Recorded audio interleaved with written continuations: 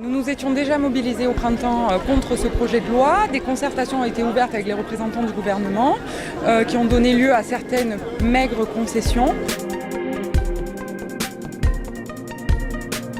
Mais aujourd'hui, on estime que ces concessions, elles ne sont absolument pas suffisantes parce qu'il y a encore des mesures qui sont maintenues dans le projet de loi qui nous semblent fort dangereuses pour la justice de demain. À savoir, par exemple, le transfert du contentieux des pensions alimentaires à la CAF.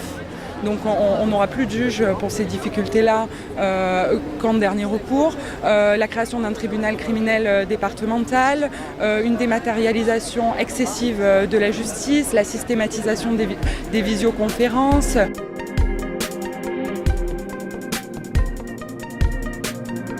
On se rejoint absolument pas, puisque effectivement le maintien de la suppression de certains tribunaux n'était pas abandonné, puisqu'on a la spécialisation des tribunaux qui est maintenue.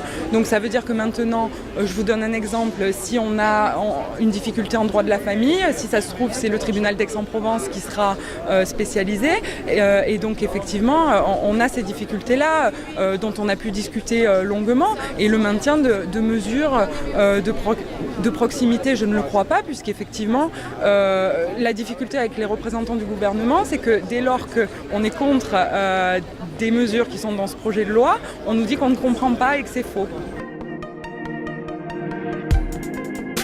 Sur le désengorgement des tribunaux, mais d'une manière humaine, sur plus de moyens dans la justice, plus de magistrats.